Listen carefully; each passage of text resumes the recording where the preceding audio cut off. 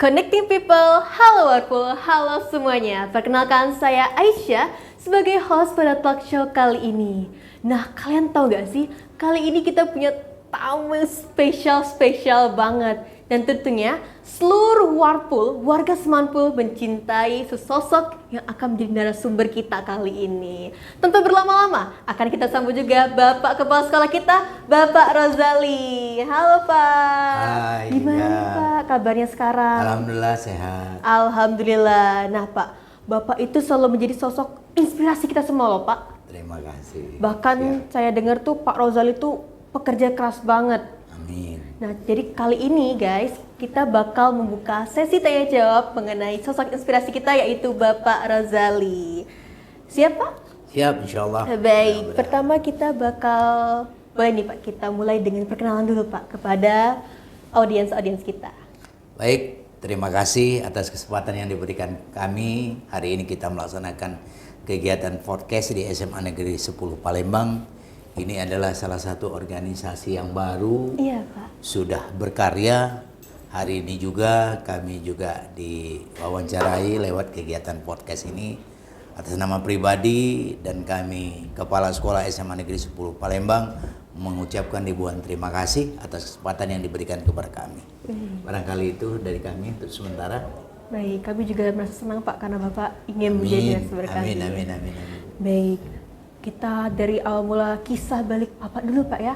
Kan Oke. Bapak tuh kan di sini menjadi seorang yang sangat bersinar lah Pak ya di sini. Amin. Nah, kami pengen tahu nih Pak, gimana sih Pak perjalanan Bapak sampai menjadi kepala sekolah, seperti masa kuliah Bapak atau menjadi guru? Boleh nih Pak diceritain. Baik, terima kasih. Yang kedua kalinya, awal kami menjadi seorang guru. Jadi mula-mula kami menjadi PNS, TMT-nya 1 Maret 1997. Cukup lama Pernah Pak ya? kami juga mengajar di SMP Negeri 7 Kayu Agung. Pasnya di Desa Sumber Agung, Kecamatan Lempuing, Kabupaten Ogan Komering Ilir. Jadi waktu itu sekolah itu unit gedung baru. Kami ada 13 guru yang ditugaskan pertama di sana, termasuklah istri saya. Ditugaskan di sana juga waktu itu. Berarti bertemu di sana Pak ya? Amin, ya, salah satunya. Kemudian tahun 2024 Pak Rozali pindah ke SMA Negeri 3 Palembang sebagai guru. Kemudian berjalannya waktu, tahun 2007 Pak Rozali mulai diangkat menjadi wakil kurikulum di SMA Negeri 3 Palembang sampai dengan 2018. Jadi perjalanan karir sebagai guru, wali kelas, kemudian sebagai wakil kepala sekolah lebih kurang 11 tahun kami di SMA Negeri 3 Palembang. Kemudian pada tahun 2018 itu juga kebetulan kami menjadi juara 2 calon kepala sekolah terbaik pada saat itu. Diklatnya kebetulan di tetangga kita BPSDM. Kemudian pelaksanaan kegiatannya di P4 Solo. Jadi kami kegiatannya juga ada on job trainingnya juga, sehingga kami diberi kesempatan menjadi PLH di SMA Negeri 20 Palembang. Berjalan 5 bulan, kemudian kami diangkat menjadi PLT SMA Negeri 10 Palembang. Lalu berjalan waktu sampai dengan 2019, kemudian pas tanggal 4 September tahun 2024 kami definitif di SMA Negeri 10 Palembang. Jadi Pak Rozali itu awal-awal menjadi kepala sekolah ya merupakan cita-cita dari kita sebagai seorang guru. Jadi puncak tertinggi jabatan seorang guru atau karir seorang guru itu ya kepala sekolah. Begitu deh. Iya. Jadi sampai detik ini kami sudah berada di SMA Negeri 10 Palembang ini lebih kurang memasuki tahun ke-6 untuk menjadi kepala sekolah di SMA Negeri 10 Palembang. Udah kita dengar nih cerita dari Bapak kepala sekolah kita tuh ada banyak banget cerita inspirasi maupun perjalanan panjang yang bisa kita jadiin sebuah inspirasi kita untuk kedepannya Pak ya. Iya. Terima kasih Pak atas ceritanya. Nah setelah ini kami pengen tahu nih, apa saja sih yang pengen Bapak capai atau yang sudah dicapai di SMA 10 nih Pak, untuk murid-muridnya atau yang lainnya? Baik, terima kasih untuk yang ketiga kalinya. Yang pertama, cita-cita kami pada saat berada di SMA Negeri 10 Palembang tidak lain dan tidak bukan, setiap kepala sekolah yang masuk ke sebuah instansi tentu ingin meningkatkan semua prestasi, baik di bidang akademiknya maupun non-akademiknya terhadap siswa yang ada di sekolah tersebut. Termasuk Pak Rojali yang berada pada saat itu tepatnya 4 September tahun 2020, kami definitif di SMA Negeri 10 Palembang. Punya cita-cita ingin menjadikan sekolah ini unggul dari semua yang unggul ada di kota Palembang terkhususnya. Bahkan kita juga punya cita-cita bagaimana sih mengembangkan sekolah ini agar lebih baik ke depannya, menjadi bertaraf internasional, kemudian juga bisa sama dengan sekolah-sekolah tetangga kita. Sehingga kami berupaya semaksimal mungkin dari sisi sarana prasarana, dari sisi pengembangan kurikulum. Itu tahun kedua kami di SMA Negeri 10 Palembang, karena kami mengikuti tes sekolah penggerak dari lebih kurang sekitar 25 sekolah negerinya, yang lulus hanya 5 sekolah. Di angkatan pertama pada saat itu termasuklah Pak Rojali yang lulus selaku sekolah penggerak, karena sekolah penggerak itu di mana kepala sekolahnya ikut tes. Lalu kalau lulus kepala sekolahnya menjadi sekolah penggerak, maka sekolah yang ditempati oleh kepala sekolah itu include menjadi sekolah penggerak.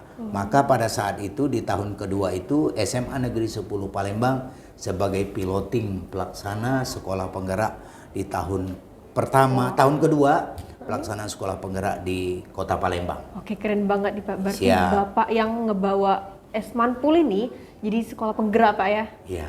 Keren banget jadi sih. seperti itu. Oke Pak. Nah kita lanjut lagi. Dari segala perjalanan Bapak pasti ada dong kayak tantangan, rintangan yang telah Bapak lalui. Nah boleh tahu nih Pak, apa tantangan yang telah Bapak lalui selama ini dan gimana nih Pak cara Bapak ngatasinnya? Baik. Tantangan baik dari dalam maupun dari luar pasti ada. Pasti ada. Tantangan dari luar, dari berbagai instansi, dari teman-teman ormas, kemudian ada juga dari LSM. Ya, dalam arti kata begini, dari hal yang positif maupun yang negatif, tentu mereka angkat baik ke media maupun ke media online maupun media cetak terkait dengan hal-hal negatif tentang SMA Negeri 10 Palembang. Tapi kami berkeyakinan bahwa itu adalah merupakan tantangan bagi kami. Pak Rojali meyakinkan diri kami, begitu juga dengan teman-teman guru. Saya selalu berslogan kepada guru-guru, mumpung kita bersama-sama di dalam satu atap instansi SMA Negeri 10 Palembang ini, berikan yang terbaik untuk SMA kita dari sisi mana saja. Yang penting kita punya niat tulus untuk melaksanakan tugas yang dibebankan kepada kita, yang diamanahkan kepada kita untuk melaksanakan itu. Maka kepada rekan-rekan semua, baik rekan-rekan guru maupun siswa, saya selalu berharap semoga apa yang kita lakukan ini menjadi catatan sejarah bagi kita, catatan sejarah bagi Pak Rojali ketika kita tidak berada di sekolah ini lagi. Jadi nanti akan diingat, oh ini masanya Pak Rojali. Jadi itu yang selalu saya kumandangkan dengan teman-teman. Bagaimana upaya kita melaksanakan tugas yang seikhlas-ikhlas mungkin. agar kita dapat menjadi catatan sejarah dalam hidup kita, dalam catatan sejarah perjalanan SMA Negeri 10 Palembang. Jadi kayak mengenang, oh kita ini pernah bersama loh. Iya. Berarti dari cerita Bapak tuh solid banget nih guru-guru SMA Iya, 10. kira-kira Keren seperti banget. itu. Bareng kepala sekolahnya juga. Amin, amin, amin. Oke, berarti banyak nih Pak ya, kayak selama Bapak menghadapi tantangan, itu juga bareng guru-guru lain. Iya. Bekerja sama, oke, keren. Audiens pasti udah tersentuh nih dengan cerita-cerita Pak Rozali. Iya. Iya. Oke Pak, selain dari permasalahan tentang sekolah nih, Bapak ada nggak sih hobi atau kegiatan yang Bapak sukai di luar dari sekolah, dari pekerjaan? Iya. Kalau dari kecil saya sebenarnya hobinya olahraga. Oh, hobi olahraga Ya, Pak ya? jadi olahraga itu merupakan kegiatan rutinitas dari kecil.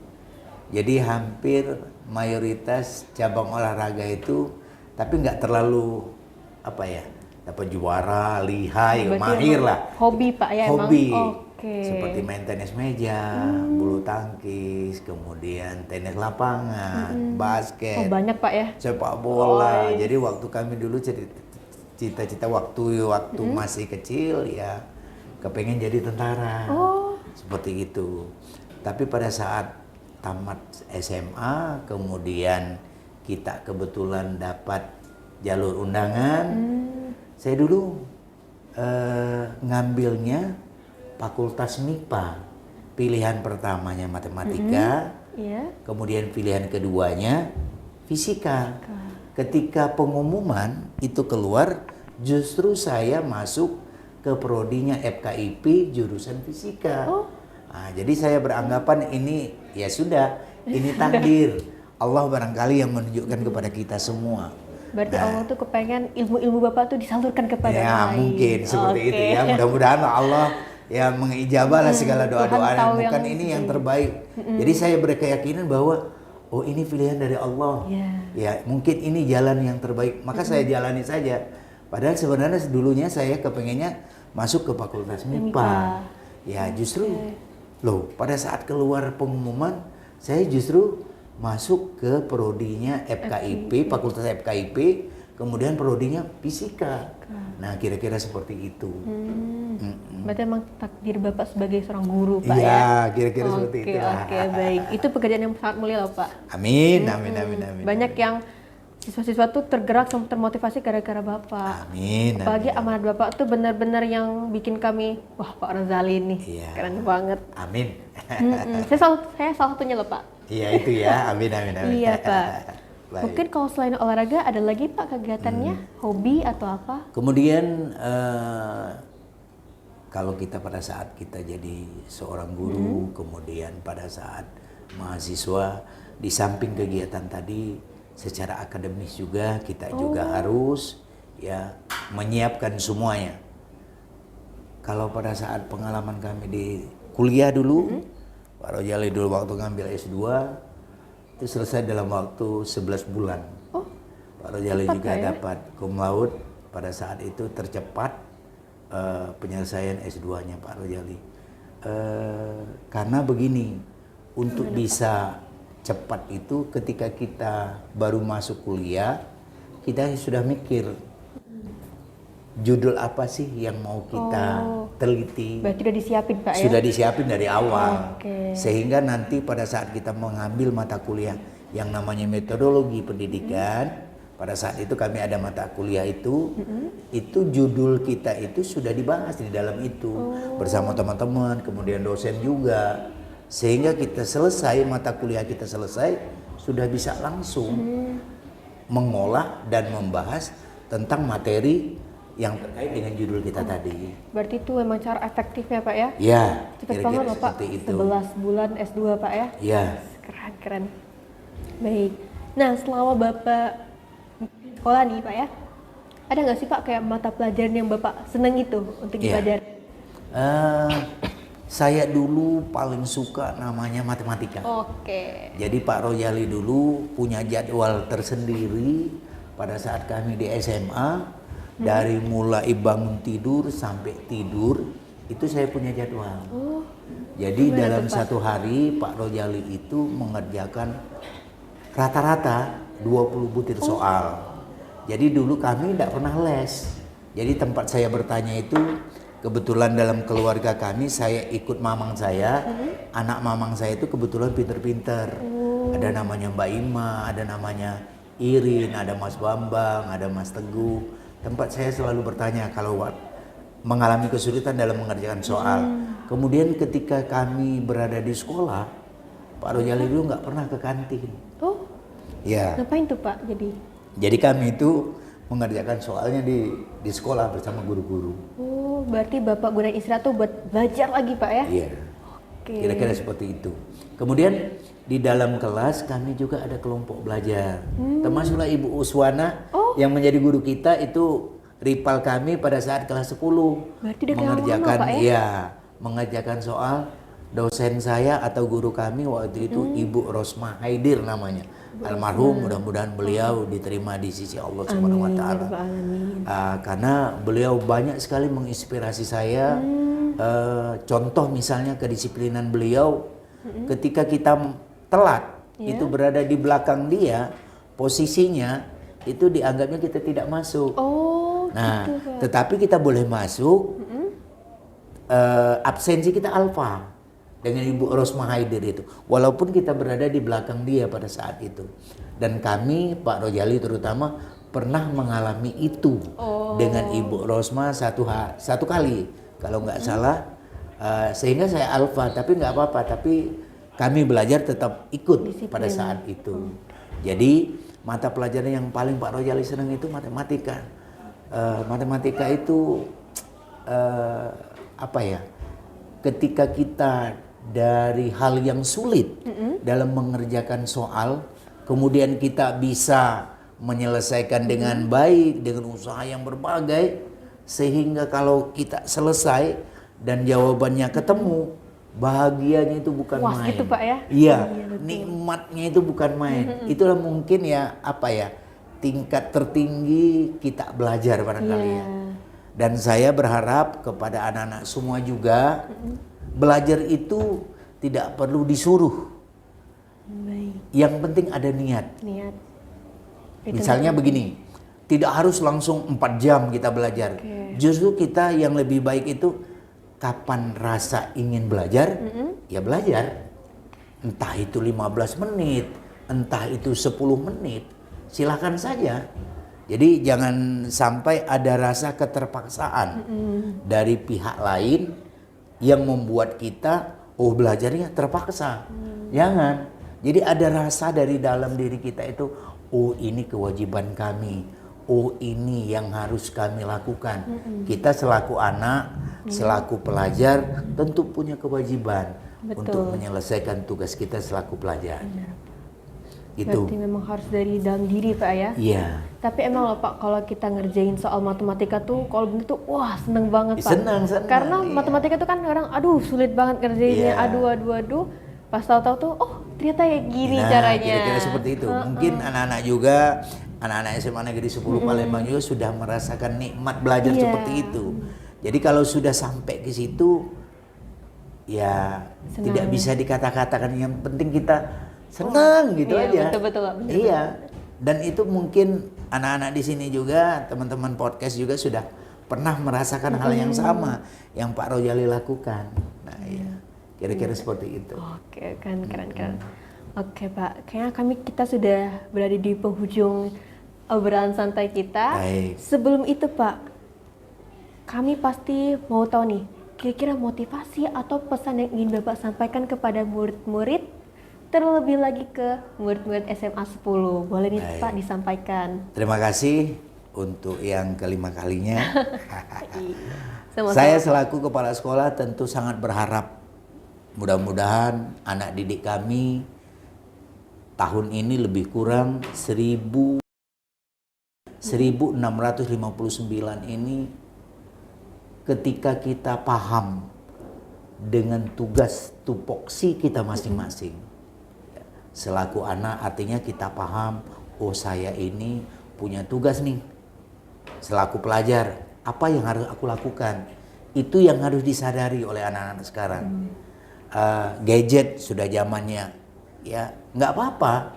Justru ini adalah sebuah perangkat ya mempercepat untuk mencari informasi. Iya. Dalam sekian detik informasi yang kita butuhkan segera kita dapatkan.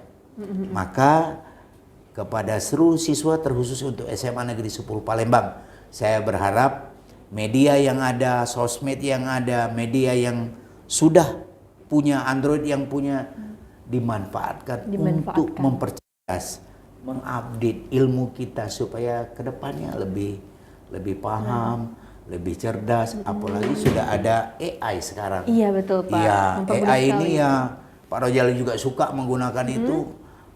Bagaimana kita memanfaatkan media untuk proses pembelajaran kita jauh lebih baik ke depannya.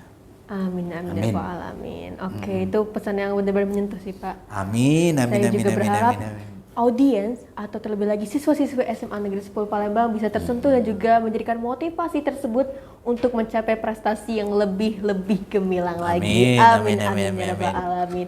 Baiklah audiens, terima kasih banyak atas perhatian kalian semua, juga terima kasih Pak Razali Sama-sama. atas motivasi dan cerita yang luar Sama-sama, biasanya. sama-sama. Terima kasih banyak Pak. Ya. Baik audiens, terima kasih sekali lagi atas perhatiannya. Kami tutup dengan Semanful bersuara, Smegers bercerita. Dadah. Dadah.